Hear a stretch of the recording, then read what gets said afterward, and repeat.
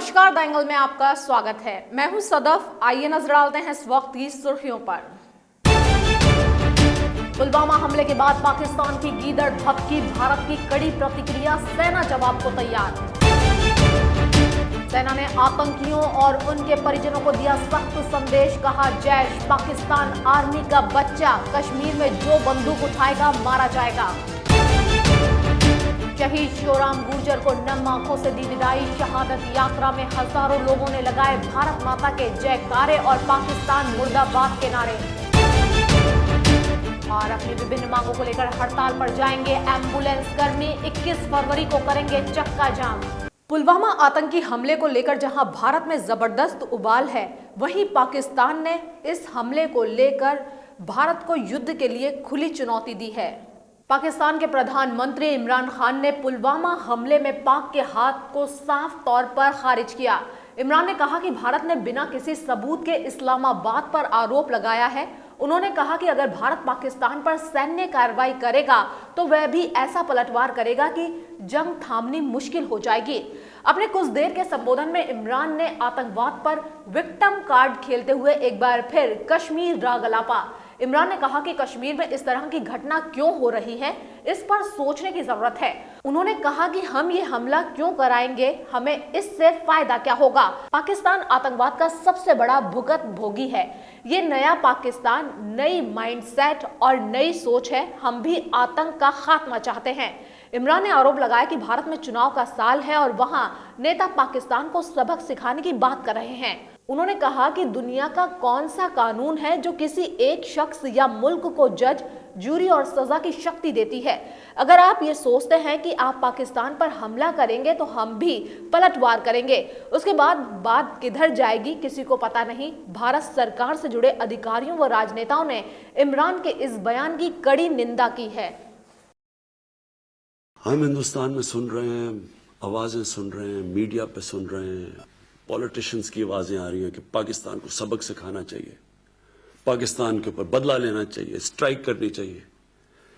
पहले तो कौन सा दुनिया का कानून किसी भी एक शख्स या मुल्क को जज, जूरी और एक्सिक्यूशनर बनने की इजाजत देता है? ये कौन से इंसाफ के निजाम में है? दूसरी चीज, आपका इलेक्शन का साल है और हम समझते हैं कि इलेक्शन में ये बड़ी बूस्ट मिलेगी कि अगर पाकिस्तान को सबक सिखाया जाए।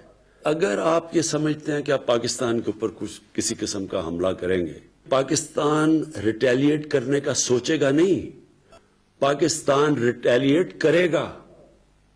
पाकिस्तान कोई और दूसरा रास्ता नहीं होगा रिटेलिएट करने के बगैर, जवाब देने के बगैर। पुलवामा आतंकी हमले और इसके 100 घंटे बाद इसके मास्टरमाइंड रशीद गाजी को ढेर करने के बाद सेना ने आतंकियों और उनके परिजनों को सख्त संदेश दिया है। सेना ने साफ कहा कि आतंकी या तो हथियार छोड़ दें या फिर ढेर होने के लिए तैयार रहें। सेना ने कहा कि पुलवामा हमले में पाकिस्तान की सेना का भी हाथ है। आतंकी संगठन जैश-ए-मोहम्मद को पाकिस्तान आर्मी का बच्चा बताते हुए भारतीय सुरक्षा बलों ने चेतावनी दी कि आने वाले समय में घाटी से आतंकियों के सफाई का ऑपरेशन जारी रहेगा और उन्हें चुन चुन कर मारा जाएगा। जम्मू कश्मीर पुलिस, सेना और सीआरपीएफ ने साझा प्रेस कॉन्फ्रेंस कर आतंकियों को सख्त संदेश दिया। Lieutenant general KJS Dhillon, GOC Chinar corps ने कहा कि पुलवामा हमले के 100 घंटे के भीतर ही आतंकियों को ढेर कर दिया गया। इस हमले में आईएसआई के हाथ होने की आशंका से इनकार नहीं करते हैं। उन्होंने कहा कि घाटी में कितने गाजी आए और कितने चले गए, जो आतंकी कश्मीर में आएगा जिंदा नहीं बचेगा। कश्मीर पुलिस के आईजी एसपी पाणी ने कहा कि पिछले साल जैश के 56 आतंकी मारे गए और इस साल भी अब तक मारे गए 31 आतंकियों में से 12 जैश के थे। घाटी में जो भी घुसपैठ करेगा वो जिंदा नहीं बचेगा। कर्नाटक की राजधानी बेंगलुरु में एयर शो रिहर्सल के दौरान 2 एयरक्राफ्ट क्रैश हो गए। हादसे में पायलट की मौत हो गई जबकि 2 लोगों को सुरक्षित बाहर निकाल लिया गया है। जानकारी के मुताबिक हादसे के बाद दोनों विमानों में आग लग गई और आसमान में धुएं का गुब्बार भी देखा गया। बता दें कि बेंगलुरु के येलहंका एयरबेस में बुधवार से एयर शो का आयोजन किया जा रहा है। इससे पहले अभ्यास के दौरान ही बड़ा हादसा हो गया है। एयर शो के आयोजन से पहले भारतीय वायुसेना के विमान यहां प्रदर्शन की रिहर्सल कर रहे हैं। रिहर्सल के दौरान ही 2 सूर्य किरण एयरक्राफ्ट उड़ान भरने के दौरान क्रैश हो गए। हादसे के बाद घायलों को अस्पताल में भर्ती कराया गया। इसमें से एक पायलट ने इलाज के दौरान दम तोड़ दिया, जबकि 2 अन्य का इलाज जारी है। बताया जा रहा है कि हादसा उस समय हुआ जब दोनों एयरक्राफ्ट उड़ान भर रहे थे।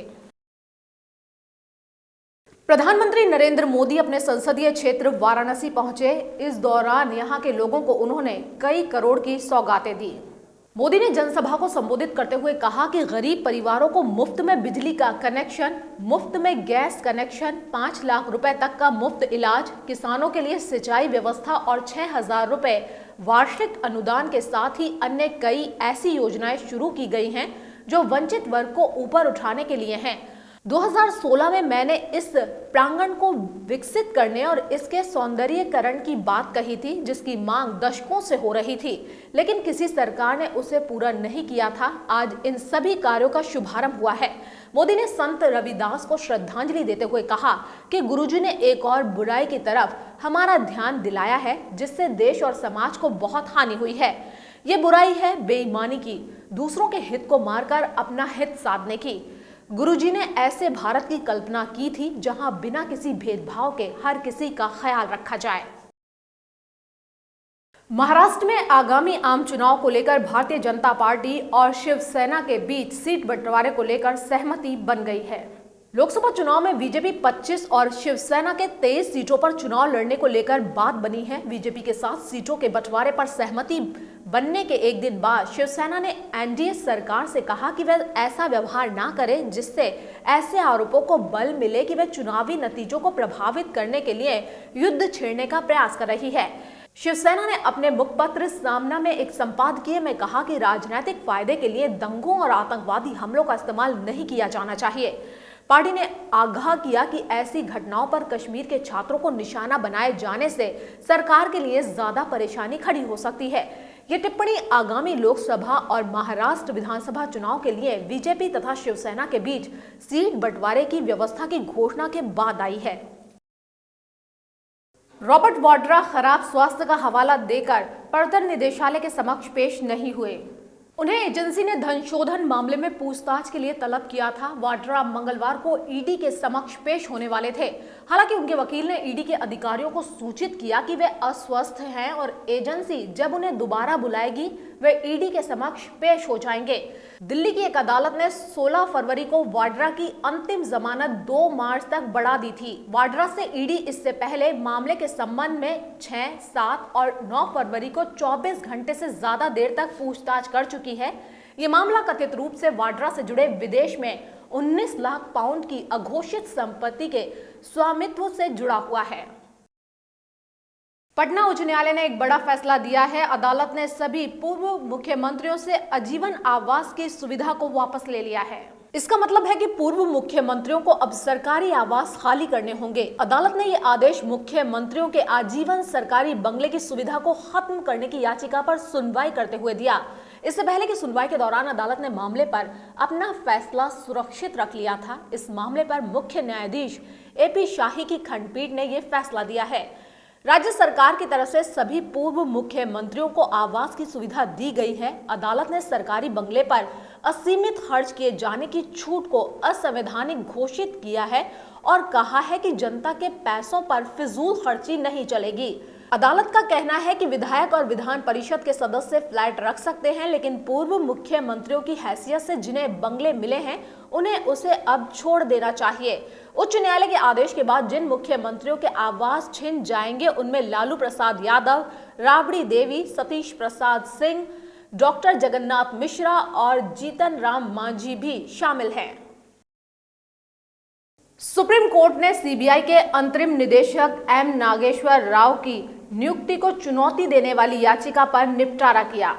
न्यायमूर्ति अरुण मिश्रा एवं न्यायमूर्ति विनीत सरन की एक पीठ ने कहा कि एक पूर्णकालिक सीबीआई निदेशक की नियुक्ति के बाद अब किसी की हस्तक्षेप की जरूरत नहीं है।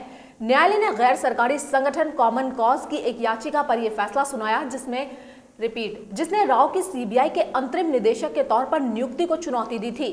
1983 बैच के आईपीएस अधिकारी ऋषि कुमार शुक्ला ने 4 फरवरी को निदेशक के तौर पर सीबीआई का प्रभार संभाला था। ऋषि कुमार शुक्ला इससे पहले डीजीपी मध्य प्रदेश पुलिस थे। कांग्रेस के वरिष्ठ नेता दिग्विजय सिंह ने पुलवामा में हुए आतंकी हमले को लेकर अपनी पार्टी के नेता नवजोत सिंह सिद्धू पर निशाना साधा है। उन्होंने कहा कि नवजोत सिंह सिद्धू जी अपने दोस्त इमरान भाई को समझाएं, उनकी वजह से आपको गालियां पड़ रही हैं। उन्होंने कश्मीर समस्या के हल के लिए सभी पार्टियों को एकजुट होकर रोड मैप बनाने की आवश्यकता पर जोर दिया। उन्होंने एक के बाद एक ट्वीट कर अपनी राय दी। दिग्विजय अक्सर अपने बयानों को लेकर आलोचकों के निशाने पर रहते हैं। उन्होंने पाकिस्तान के प्रधानमंत्री इमरान खान को लेकर ट्वीट कर कहा कि पाकिस्तान के श्रीमान प्रधानमंत्री कम ऑन, कुछ साहस दिखाएं और आतंक के स्वघोषित सरगना मसूद अजहर और हाफिज सईद को भारत को सौंपे। ऐसा करके आप न केवल पाकिस्तान को आर्थिक संकट से निकालने में सफल होंगे बल्कि नोबेल शांति पुरस्कार के भी प्रबल दावेदार बन जाएंगे। झुंझुनू जिले के एक और लाडले ने देश की रक्षा करते हुए अपने प्राण न्यौछावर कर दिए। जिले में खेतड़ी के टीबा गांव का लाडला शोराम सिरादना पुलवामा में आतंकियों से मुठभेड़ में शहीद हो गया, जिसका पैतृक गांव टीबा में राजकीय व सैनिक सम्मान से अंतिम संस्कार किया गया। शहीद शोराम की शहादत यात्रा में हजारों लोगों ने पहुंच उनको नम आंखों से अंतिम विदाई दी। शहीद के 4 वर्षीय पुत्र खुशांक ने चिता को मुखाग्नि दी। शहीद की अंतिम शहादत यात्रा में हजारों लोगों ने भारत माता के जयकारे लगाने और पाकिस्तान मुर्दाबाद के नारे लगाकर अपना विरोध जताया। सरकार की ओर से मंत्री प्रताप सिंह खाचरियावास ने शहीद के पार्थिव देह पर पुष्प चक्र अर्पित किया। पुलवामा में आतंकियों और सेना के बीच हुई मुठभेड़ में राजस्थान का एक जवान शहीद हो गया। एक ओर से शहीद शोराम गुर्जर को नम आंखों से विदाई दी गई, वहीं पति के बिछोह में उनकी पत्नी की तबीयत बिगड़ गई। वीरांगना गर्भवती है, ऐसे में उन्हें डॉक्टरों की निगरानी में जयपुर के जनाना अस्पताल में रेफर किया गया है। शहीद की वीरांगना का जनाना अस्पताल में डॉक्टरों की देखरेख में उपचार किया जा रहा है। लंबे समय से अपनी मांगों को नहीं माने जाने के चलते अब एम्बुलेंस कर्मचारियों ने अपनी विभिन्न मांगों को लेकर हड़ताल का रुख किया है। राजस्थान एम्बुलेंस कर्मचारी यूनियन ने अब चक्का जाम की घोषणा की है, जिसके चलते वे 21 फरवरी से चक्का जाम करेंगे। इस दौरान इंटीग्रेटेड एम्बुलेंस 108 और 104 सेवाएं बाधित रहेंगी, जिसके चलते चिकित्सा सेवाओं पर इसका व्यापक असर पड़ेगा। राजस्थान एम्बुलेंस कर्मचारी यूनियन के प्रदेशाध्यक्ष वीरेंद्र सिंह शेखावत ने प्रेस वार्ता में घोषणा कर कहा कि लंबे समय से मांगे नहीं माने जाने के चलते अब हम हड़ताल पर जाने के लिए मजबूर हुए हैं। अब विभिन्न मांगों को लेकर एम्बुलेंस कर्मचारी चक्का जाम करेंगे। राजस्थान में पिछले 10 साल से एम्बुलेंस सर्विस चल रही है, जो कि एक ठेका प्रथा के तहत चलती है, जबकि इसके अंदर राजस्थान सरकार की एम्बुलेंस राजस्थान सरकार की है। इसके अंदर जितना पैसा संचालन के लिए लगता है वो राजस्थान सरकार के लिए लगता है। ठेका प्रथा से आज 10 साल से इन कर्मचारियों को इतना शोषण हो रहा है, जिसके अंदर कर्मचारी जो है, जो जहाँ से चला था 2008 से वहीं पे आज है, उसके वेतन को लेके या उनकी मूलभूत सुविधाओं को लेके हमने लगातार 10 सालों से संघर्ष करते आ रहे हैं। हर सरकार के अंदर हम भारतीय जनता पार्टी सरकार में भी किया, कांग्रेस सरकार में किया, वापस कांग्रेस सरकार आई, फिर हम पिछले 26 जनवरी से हमारे जो कर्मचारी है वो बीकानेर के अंदर कलेक्ट्रेट के बाहर धरने पे बैठे हैं और 13 तारीख को हमने भी जयपुर के अंदर कलेक्ट्रेट पर सांकेतिक धरना देके और सरकार के हमारा मांग पत्र दिया था। उसके बाद भी आज तक हमारी कोई सुनवाई नहीं हो रही है। इसी को लेकर हमारी जो मुख्य मांगे इसके अंदर है वो ठेका प्रथा जो है उससे मुक्ति देके सरकार अपने एम्बुलेंस सेवा को अपने सरकार के अंदर समायोजन करे। इंडियन प्रीमियर लीग के 12वें संस्करण के शुरुआती 2 सप्ताह का शेड्यूल जारी कर दिया गया। आईपीएल के आधिकारिक ट्विटर अकाउंट पर इसकी जानकारी दी गई है। पहला मैच शनिवार 23 मार्च को चेन्नई सुपर किंग्स और रॉयल चैलेंजर्स बैंगलोर के बीच खेला जाएगा। इसके बाद 24 मार्च को 2 मैच खेले जाएंगे। इनमें दोपहर को Kolkata night Riders Sunrisers Hyderabad को टक्कर देगी। वहीं शाम के मैच में 3 बार की चैंपियन मुंबई इंडियंस का सामना नए नाम के साथ उत्तरी दिल्ली कैपिटल्स से होगा। 25 मार्च को सिर्फ एक मैच खेला जाएगा, जो राजस्थान रॉयल्स और पंजाब के बीच जयपुर में होगा। भारत में इस साल होने वाले लोकसभा चुनाव की वजह से पहले 2 हफ्तों के कार्यक्रमों का ही ऐलान किया गया है। आईपीएल गवर्निंग काउंसिल की तरफ से कहा गया है कि पूरा टूर्नामेंट भारत में ही खेला जाएगा। और इसी के साथ इस बुलेटिन में इतना ही। खबरों का सिलसिला लगातार जारी रहेगा। आप बने रहिए हमारे साथ। नमस्कार।